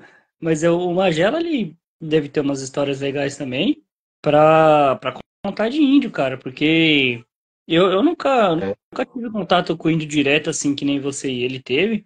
Mas deve ser fantástico você sentar com o índio, assim, com o pajé, ele contar essas histórias de folclore e a crença deles, né? Tem cultura também, por exemplo, Uhum. quando a gente na aldeia, a gente é instruído a não fazer certas coisas. Uma delas é tratar de forma formal e respeitar sempre. Por quê? Ali você vai ver o índio andando ali, você vai ver o índio andando de guarda-chuva, com a camisa de sol, óculos escuros, celular na cintura. Aí a mulher dele com um balde de farinha carregando, com um shortinho aqui na cima, assim, carregando no sol, ali longe da sombrinha. E ele andando ali passeando. Mas se você for ajudar, você vai estar ofendendo tanto ele quanto ela. Porque é responsabilidade das mulheres nas aldeias de fazer o trabalho basicamente da horta, limpeza, dos filhos, e elas fazem essa parte da farinha, e os homens são responsáveis por guerrear e caçar. Como não guerreia mais, só sobra caçar. Cara, deixa eu até marcar aqui que 15 agente de verdade. Vou marcar isso aqui que eu vou pesquisar. Então, porque assim, a gente vive numa cultura diferente, só que, meu, você vai aqui, os índios é uma cultura, você vai lá pro Oriente Médio é outra, então a gente tem que se adaptar e entender a cultura do povo que a gente tá, né? Respeitar também. Você Então, tem certos, você tem certos limites ali. As aldeias quilombolas assim, são mais tranquilas, no meu ponto de vista. Agora, o de indígena, você basicamente faz um trabalho ali pisando em ovos. Por exemplo, câmera trap. Onde a gente coloca a câmera trap, quando tem rixa entre quilombola e indígena, existe isso. Por quê? O quilombola, ele basicamente é uma população que está isolada ali. Então, ele tem as indígenas para casar ou as próprias parentes ali, as primas. Então, basicamente, você chega numa aldeia quilombola, todo mundo é parente. Todo mundo é primo, todo mundo é tio, todo mundo é filho de alguém. Isso é engraçado. Ou então, quando você tem a diferenciação, foi porque fulano casou com índio. Aí o quilombola que casou com índio, ele diz que ele ganhou a vida boa, a vida fácil. Por quê? Porque ele não faz nada que a indígena vai fazer tudo. Cara, essas culturas aí, que nem eu gosto de falar muito pro pessoal, né? Você quer conhecer um pouco da cultura e história de um povo, você estuda as crenças deles, né?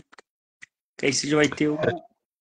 No começo de uns trabalhos aí, a gente chegava lá, a gente tentava falar, aí chegava lá, a sua Pacari tá, está em processo de vulnerável, está em processo de extinção. Aí chega lá e fala para esse quilombola, porque ele tem aquela floresta ambrófila ali com uma quantidade imensa de animais ali, e ele vê os animais correndo dentro da vila lá, e ele diz, não, tá extinto longe daqui, aqui não tá falando aí a gente tem que precisar, conversa. Aí ele vem da primeira vez. Aí no segundo a gente faz os minicursos, né? De conscientização ambiental e de treinamento, para lidar com as câmeras que é para fazer o monitoramento participativo. Aí então você vai ter ali, ele vai vir a primeira vez, vai vir a segunda vez falar que está falando besteira, que o bicho lá, que o macaco é gostoso, que tem que comer, que o cuxiu não está em extinção. Mas aí tem um momento que a gente consegue tocar ele, que a gente fala, ó, ele não tem extinção aqui para você ainda, mas em toda a região ele vai estar. E se continuar predando um animal que se reproduz em baixa quantidade desse jeito, tem os períodos reprodutivos basicamente quase próximos ao nosso, ali, de gestação, você vai estar extinguindo ele. Daqui a um tempo, seu filho não vai ter a oportunidade de poder ver esse animal. Então você vai esperar para acabar ou você vai preservar para sempre essa região? Para você se orgulhar e bater no peito e dizer: aqui ele não está extinto. Até uma vez conversando com o povo, mas acho que só no Brasil só existe duas tribos, né? Que é os Tupi-Guarani pra cá na região sul e os Guarani pra lá. Falei, gente, eu vi um mapa, não lembro da onde, que mostrava, acho que, as principais. Falei, gente, é um monte de tribos que tem, né? E, Sim. só que assim, tem, eu acho que eram três maiores que habitavam, né? As Quijás aí que o Lucas está trabalhando da região, tem um monte de áreas. Você tem ali em Canaã, você tem as aldeias, os indígenas que estão ali dentro daquela região, do núcleo, eles basicamente têm aparato ali da FUNAI para fazer tudo o que eles quiserem. Tanto que se você estiver dentro do núcleo ali e o indígena pedir o teu celular, você tem que dar o celular para ele. E lá na portaria eles restituem o valor, entendeu? Ô, Mas você louco, tem que dar. É, lá, o indígena entra dentro da... Ele vai no comércio, ele não paga. Ele vai, pega ali o que ele precisa, a FUNAI vai e restitui. Mas por quê? Porque eles são donos da terra ali. Tanto que os indígenas que estão ali, que eles ficam dentro dos galpões, eles vêm de outra região, eles vêm de Jatinho, lá do meio da Amazônia. ô, louco, isso aí eu não sabia não. Interessante, hein? A gente trabalha aqui, na região assim mais sul, né? A gente não lida pouco com indígena, com trabalho dentro do indígena. Mas basicamente aqui, toda região que você vai trabalhar com fauna, principalmente com macrofauna, você tem as regiões preservadas ali. Você vai fazer um projeto de região preservada. Você vai para uma mineradora que trabalha dentro de terras indígenas. Então, tudo aqui é indígena. Para Piririti. Auí, Auari, Atraí, o cara, o próprio cacique. Não, ele já tá dominando todas as línguas, rapaz. Cara, vamos falar agora um pouco de umas duas perguntas de Ictio. A ictiofauna, né? Ela estuda os peixes. Ela estuda os peixes em geral, tanto do mar como rio, lagoa, ou tem uma divisão? divisão. Você tem peixe de água salgada, você tem peixe de água doce, você tem diferenciações de espécies, de perfil, comportamento, alimentação. Você vai ter a diferenciação dentro do grupo de ictiofauna. Você vai ter classificado bentos, fito, zoo e a ictiofauna de peixe. Aí você vai ter a entomofauna também dentro desses grupos. Eles são considerados. Eu não considero, eu considero basicamente ictio, fito, zoo e bento, apenas aí. Mas alguns trabalhos também têm a parte de vertebrados, né? E aí tem uma parte que entra de fauna aventura também. E você tem a diferenciação. Eu trabalho com peixe de água doce, por exemplo. Tem pessoas que trabalham com um ambiente salino, ambiente de água salgada.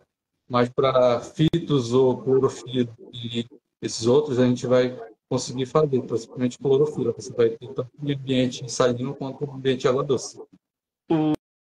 O de estuário, você já chegou a trabalhar com alguma coisa? Ou de mangue? Já, inclusive, a minha graduação, minha tese de TCC é em cima de ambiente estuário salino, na região de Bragança. E eu fiz todo o levantamento, foi o contato que eu tive, assim, imenso. Eu já fazia parte do LOS, fazia parte do grupo de estudo marinho, costeiro.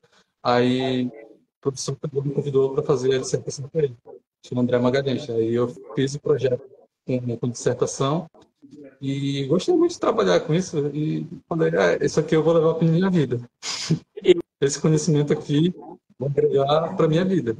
E hoje tem uma valência muito grande, muito grande.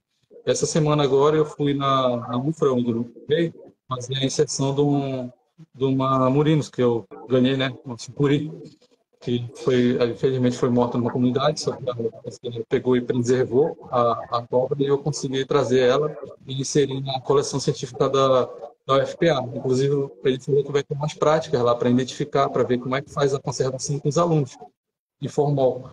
Aí vai fazer todo esse processo, achei bem legal. E a gente conversando ali,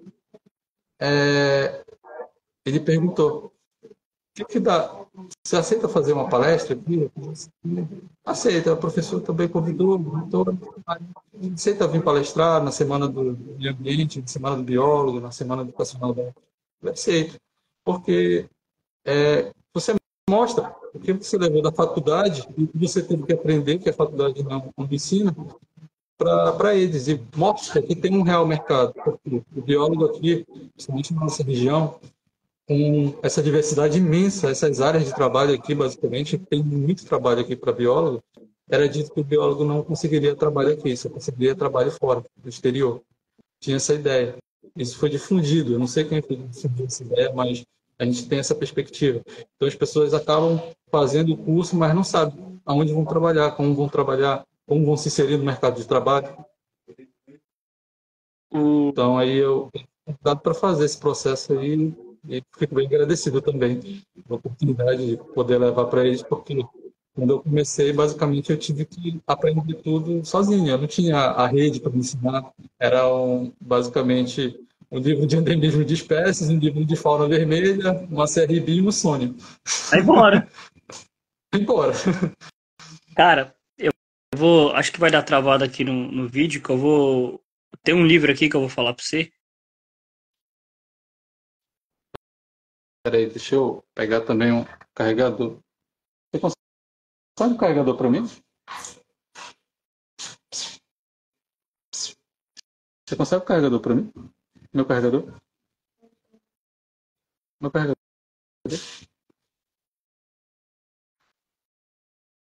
Acho que travou.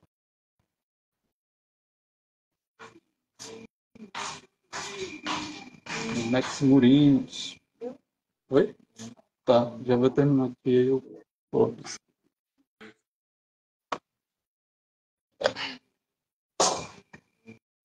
Você escutou o livro que eu já li ou não? Não, travou tudo.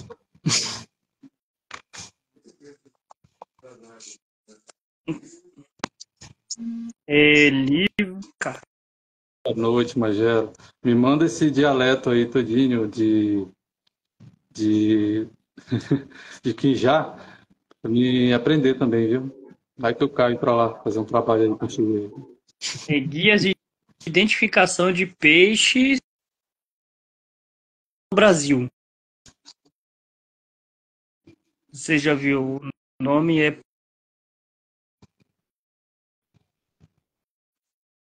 Travadinho. É Marco Batella e Marco Fábio. Já ouviu falar ou não desse livro?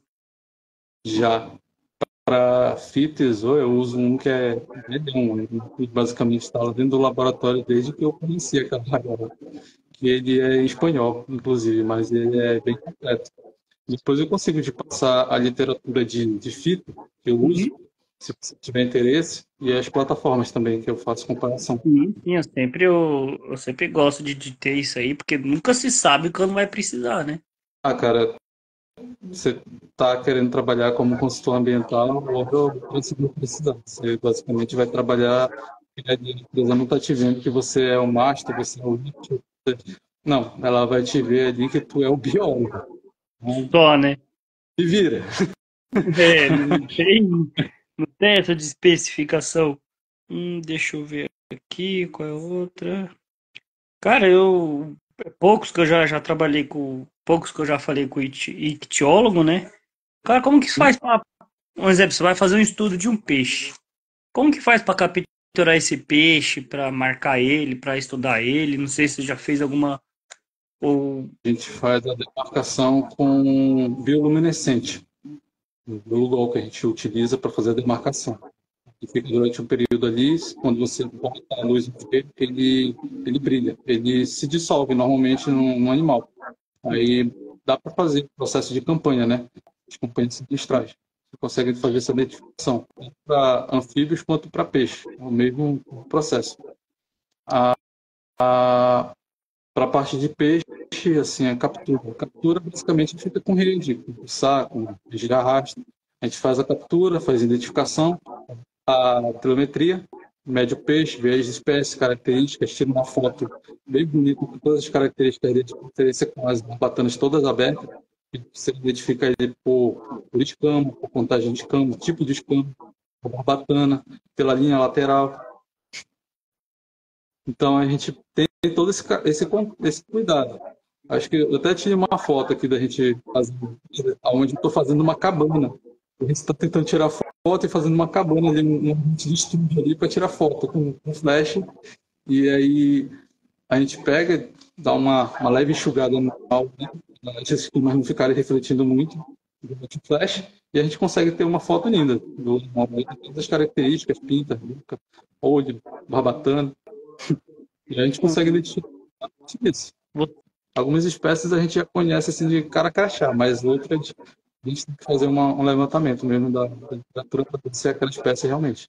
Dois peixes que eu vou perguntar se você já encontrou. Piranha.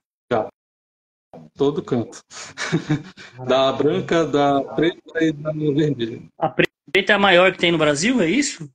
Maior que tem no Brasil. A vermelha é a mais agressiva e a branca, basicamente, ela se alimenta mais de peixe. Você não vai ter incidente ali, a dispersão. Elas ficam também em ambientes, normalmente, que elas andam de... A vermelha anda só de cardume. A preta e a branca, você já encontra elas separadas. Calma, deve ser os dentinhos dela, deve ser bem. Aquilo corta. Eu estava fazendo a campanha do Liberdade, aí foi dois policiais ambientais com a gente, né? Eles cederam a lancha para a gente para fazer as coletas. A gente fez com a gente. Aí lá a gente fez a captura, aí um começou a teimar dentro do barco lá, o policial. Não, é pacu, não é pacu, é piranha. Não, é pacu, não é piranha. Aí ele pegou, me dá aqui esse pacu. Aí quando ele pegou, ela pegou, ele deu uma mordida no dedo dele, foi tão rápido, que arrancou um pedaço. E ficou só aquela bola vermelha assim no dedo. Ele começou a rir dentro da lancha. E é piranha ou é pacu? É piranha esse negócio que me arrancou um pedaço do dedo. O bote dela é tão rápido assim? Ela ali é como se fosse uma navalha, é igual um estilete. Nossa, cara, eu queria ver uma, nunca vi nenhum não aquário, já fui a alguns aquários e eu não lembro de ter visto uma, né? Que Aqui basicamente a rio que a gente toma banho aqui tem piranha. O que a gente toma banho aqui tem piranha. ela só ataca com sangue mesmo ou você colocou na água ela ataca? Como que é? A daqui ela tem uma frenesia ali com sangue, né? Com carne. Mas as daqui elas são mais habituadas assim com carcaça. a Ah, caça de animal. jogou ali, já era. Aí você vê que o ambiente está equilibrado também, porque lá não tem falta de alimento, de recursos. Quando o ambiente está desequilibrado, por exemplo, aí na bacia do Rio Xingu, em áreas de barramento, de exploração, de mineração, e você vai ter o candido-açúcar e as pirâmides ali, em grande quantidade, por falta também de controle. Quem faz o controle das pirâmides? Os jacarés. Então, você tem pouca espécie ali inserida, você vai ter um aumento você vai ter aquele boom de espécies ali, e você, ou por uma ação por exemplo, de mineração. O, o fito e o zoo, ele aumenta em grande quantidade com ferro, contato de ferro na água, minério de ferro. Ele dá um boom ali. Todas as espécies, você vai ter um boom de peixe ali. Só que aí daqui a um tempo, você vai ter hipoxia, você vai ter a falta de alimento, você vai ter a mortandade em grande escala por causa de ambiente natural compatível para esses animais. Entendeu? Você vai ter um desequilíbrio ali, por conta da inserção daquele ferro. Então é por isso que tem todo esse estudo, principalmente em áreas de mineração, porque vai ver o impacto que está gerando dentro das comunidades. As ciclotelas, por exemplo, você vai ter as ciclotelas que são como se fosse conchas do mar, grande assim, só que bem minúsculas, como pontas de areia. Você vai ter a casquinha dela muito mais grossa, muito mais densa em ambiente de exploração de mineração do que em ambiente normal, sistema lacustre normal. Então, essa é a diferenciação. É por isso que elas são consideradas, são espécies ditas como bioindicadores de qualidade. O cara, eu esqueci o nome agora. Tava lembrando o nome e esqueci. O maior peixe de água doce. Qual é o nome mesmo? Arucu, E Arapaima-gigas. eu tava. Eu ficava tô com o nome de papo na cabeça aqui. Aí eu já baguncei tudo. Você já chegou a encontrar um desse? Já tem também aqui, eu trabalhei durante a graduação com sexagem, por testosterona, que a gente estava tentando fazer um projeto de identificação de gênero do arapaima. Ele é um peixe rudimentar, e aí os órgãos sexuais dele, o dimorfismo também, e por conta do estradiol, em períodos, ele acaba meio que formando casalzinho com a mesma espécie ali. Aí ele tem um comportamento de formar casal ali com dois machos, duas fêmeas, e nunca reproduz. Aí o cara que faz a comercialização desse animal nunca reproduz o animal e não sabe o que foi. Porque você tem dois machos ou duas fêmeas ali dentro do tanque de procriação. Então, para Rapaz, fazer a sexagem dele, é porque os órgãos sexuais dele são rudimentares. Aí você consegue diferenciar pela nadadeira. Nadadeira única, fêmea. Ou nadadeira única, macho. Nadadeira adulta, fêmea. No Arapaima Giga você não vai ter esse dimorfismo. Os órgãos dele sexuais são para dentro. só por isso você consegue. Nem pela cor você tem o dimorfismo. E o dimorfismo, basicamente, tem período que a fêmea está maior do que o macho, tem período que o macho está maior do que a fêmea, tem período que os dois estão em condições iguais, que as escamas assim, mesmo coloração. Tem período que o macho e a fêmea, em questão de estradiol, eles se equiparam, basicamente. Aí a gente conseguiu identificar que com testosterona, a casa basicamente ficava em diferença de 400 de diferença de testosterona de um para o outro. Aí dava para fazer coisa ali, fazer como se fosse um teste de gravidez, com um pouquinho de sangue dele, para identificar se era macho ou fêmea. Era esse o projeto. Caraca, qual o tamanho que chega um bicho desse? O pirarucu, o tamanho, o peso máximo. 4 metros aí, 4,5 metros. É um bicho Nossa. enorme. Eu pegava, eu já encontrei aí na bacia amazônica, na hora que bate do lado do você tá assim na lancha, fazendo alguma coisa ali, ou tá ajudando o colega ali na observação de aves ali de borda, né? Do ambiente aquático. Aí do nada você só vê aquela porrada na água. Pum! E ele respirando. Que louco. Deve chegar uns 40 quilos pra mais um peixe desse? Bem mais. Pra puxar um peixe desse da água é força, hein? Mas eu vejo os caras pescando ele com vara de bambu, uma varinha ali, Ô, não sei louco. como. Bota o dia inteiro para pescar, aí quando ele vai, basicamente é quase como se respirar. E se ele bater, por exemplo, ele bater por incidente, assim, numa criação, bater cabeça com cabeça, ele é um peixe ósseo. Você vai ter um traumatismo disso. Vai ter até Nossa, uma fatalidade. Porque a porrada é grande. É como se fosse um estrondo na água. Faz um barulho muito grande, como se fosse um jacaré, assim, entrando na água. Pum. nossa. Tem, tem tubarões de água de rio assim ou não? Só de. Não, tubarão você tem. Tubarão tigre e o tubarão todo. São animais que você encontra até 1 quilômetro, 2 quilômetros, 10 quilômetros acima na cabeceira do rio. Eles se reproduzem dentro do ambiente de estuarinho. Então eles acabam pegando os braços de rio para se reproduzir ou para se alimentar. Cara, última pergunta pra fechar a noite. De entre masto e ictiofauna. Qual dos dois assim, é mais difícil se especializar ou é a mesma coisa? E de, Ictio. não, e de trabalhar também a ictio, né? É. Porque masto, basicamente, masto ali, algumas espécies, você vai ter elas bem dissipadas ali, você vai ter elas bem dispersas ali na região. Por exemplo, deixa eu te falar uma aqui, a da Ciprocta leporina. O que é da Hum, Ciprocta leporina? Da nem Ciprocta sei. leporina. Cutia de garupa, aquela cutia da bundinha laranja. Ah, sei. Você tem tapirus terrestre, anta, pantera onca, onça, puma com colo, Fácil, né? a nossa onça parda. Aí baguncei tudo Então, aqui. É, eu trabalhei, eu fiz um estágio, né? Foi pouquinho também, né? Só que era na parte de piscicultura, né? Trabalhei com tilápia. O cara sabe, viu? O cara me ensinou bastante coisa de tilápia, né? Que tanto de dimorfismo sexual, de hormônio e tudo. E até a qualidade da água interfere, né? Mas é a única e coisa também que eu trabalhei e tudo. ela é considerada praga. Ela não é uma espécie endêmica aqui daqui da região. É ela e a traíra, a trairinha. A trairinha teve há uns anos atrás um estudo e era para botar elas como espécie endêmica, que ela já estava habituada aqui na região. Aí os caras foram ver quem estava responsável pelo estudo, eram os caras que trabalhavam com peixe lá, que faziam beneficiamento de peixe Ah, na região. Aí o estudo foi por água abaixo, não deu certo.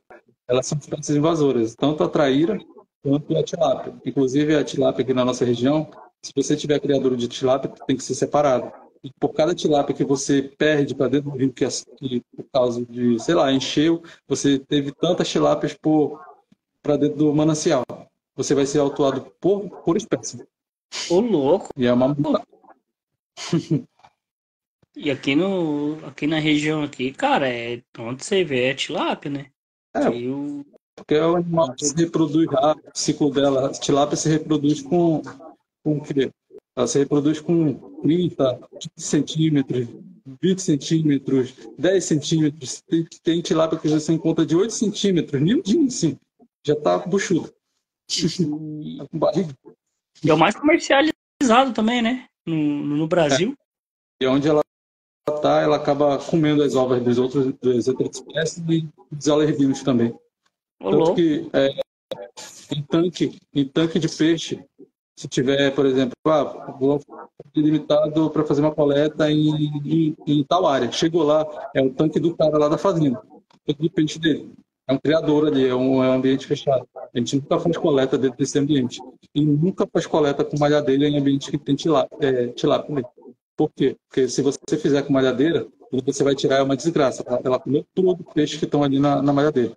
Você vai Nossa, achar só a carcaça. bem, bem agressiva. Então não sabia não que ela era tão agressiva assim. Rapaz. Cara, Alden, obrigado aí pela essa live aí, né? Já marquei algum caderneta pouco, até comprar um caderno, porque as que eu faço aqui, muitos detalhes que vocês fazem que eu gosto de marcar para depois ler, eu não consigo, porque é pequeno. Mas, cara, incrível. Incrível essa live que, ó, já tá mais de 1 hora e meia já. Já Já, mais de 1 hora e meia. E semana que vem, quem vai estar tem mais. na live vai ter uma gela, né? Ô, mas já não. Vai É, estar lá, lá no meio da Amazônia, lá no meio de Roraima. lá no vivo. Falei com ele, ele até então tá tudo confirmado, né? Pra ser ele já no sábado também. Cara, eu tenho um apreço muito grande por ele, pelo Ademes, pela nossa amiga de morcego Marilene, pelo Bruno também, pelo Gui, pelo Guilherme, pelo Emerson. Tipo assim, são pessoas que eu nunca tive a oportunidade de trabalhar junto ali, mas são pessoas que eu considero pessoas que, sei lá, eu considero profissionais dignos e de exemplo ali. E quem sabe um dia a gente não consegue trabalhar, mas já ela já está aqui para parar. Vai que eu topo com ele aí numa missão. Já tá perto. Esse o Bruno também, eu tenho que conversar com ele uma hora, o Guilherme, né? E, Não está em campo para Juruti, eu acho, é lá para cima, para tá perto do Suriname. Que ele tá. não, já vou ter Aqui no que Pará. Tem bastante aqui no Pará também. conversar com A gente ele está aí. Pra- a gente estava até conversando sobre o valor de comércio, de diária, essas coisas aqui na região. E do passado para cá caiu bastante.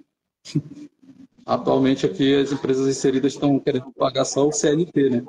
Aí para missão de campo, eles querem pagar a mesma coisa do CLT. Aí, bom, aí não conseguiram o CLT, estão fazendo agora as campanhas por contratação. Eu fui contratado agora para fazer o tombamento do ICMBio lá da floresta de Tacaré-Saquera. Aí eu sou contratado pela Consuminar de lá. Aí vai ter as campanhas agora em agosto, em junho e agosto. O processo lá de campanha. Aí eu vou voltar para lá, vou encontrar alguns amigos que trabalham comigo lá de Oriximiná, provavelmente de Porto Trovete. E eu falei assim, olha, eu vou estar pela região aí de novo, por aí. Eu falo, eu vou lá. Esse, essas lives aí, tá, ela vai ficar gravada um mês, né, no meu Instagram. Vou ver se eu baixo todas elas e vou ver o que eu faço, cara. É que não dá pra jogar no Instagram, que é muito grande, né? Acho que o Com Instagram não vai certeza. permitir ele. Só cortes. Eu vou ver se eu faço alguma coisa assim no YouTube pra todas as lives tá jogando lá pra uma hora alguém quiser ver ou rever aí, deixar à disposição aí da rede de demais profissionais aí, né? Tem vários profissionais aqui que são altamente competentes, né? Nossa, a rede, o que não falta é tanta pessoa ali que, se for chamar, acho que pro ano inteiro ainda falta Ah, aí, tem, ainda sobra. sobra ainda. Mas obrigado aí por participar hoje. Agradeço. Muito obrigado aí pelo esse bate-papo. E essa é outra pessoa aí que vai que a gente se encontra aí no meio do caminho, nos Ah, cavalos. certeza. E Valeu, Alden. qualquer coisa, qualquer dúvida, pode tirar.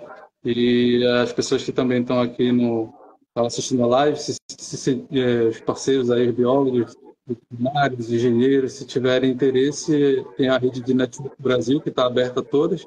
E a gente está lá não apenas para divulgar trabalho, mas sim para criar relações, essas relações que a gente tem com as pessoas ali da rede. E para também ajudar e trazer mais gente assim, para o mercado, para estar inserindo, para estar ajudando, porque muita gente não tem essa facilidade para, como posso dizer, não tem essa carta na manga aí para se inserindo no mercado. Então, eu acho o uso da rede hoje muito grande, apesar de estar basicamente comparado com outras pessoas há pouco tempo, né? Mas eu vejo a responsabilidade grande. Hoje em dia, eu vejo, me botaram como coordenador lá, como gestor, e eu estou inserido também no quadro de, de pessoas que trabalham na MEP, então é isso aí. Eu agradeço também, o Adente que está ali, agradeço pela oportunidade. A gente, de vez em quando, a gente conversa sobre umas missões aí, sobre os orçamentos, sobre umas coisas, sobre os processos. Então, muito obrigado a todos, obrigado pela rede, obrigado pelas pessoas que estavam aqui na live também, e obrigado pela oportunidade de poder estar compartilhando conhecimento. Eu creio que o conhecimento real, ele só vem para a gente quando a gente repassa. Não, isso é certeza. E a rede, cara, que falar? Às vezes as pessoas querem perguntar, mas tem medo, né? Ou assim, é uma pergunta específica, mas aí não conhece. Às vezes quer perguntar alguma coisa de ICT ou de Masto, ou de algum, que nem de É, morcegos. Às vezes só uma pessoa sabe de morcegos, a pessoa, mas será que todo mundo conhece? Né? Então esse network é bom para saber, não, cada um, se eu for perguntar de masto, por exemplo, eu tenho 5 mastos, mas aí, por exemplo, o Alden é especialista em pequenos. Opa, então vamos perguntar para ele sobre pequenos. Aí conhece um que é só de felinos, então vamos para aquele, né? E às vezes tem pessoa tem medo de perguntar o que planta é essa, o que é isso aqui, né? Por mínimo que seja, cara, vai ajudar alguém. Às vezes é uma espécie nova, alguma coisa nova. e aí já pensou você encontrar uma espécie nova? Nossa, e divulgar na rede? Não, já tem que jogar lá no Globo Rural, ó, rede network. De trabalhar aqui na Amazônia, a coisa que você vai ver mais aqui na região é animais albinos, em estádio adulto. Você vai ver paca, cunículos paca adulta, Só, toda branquinha, só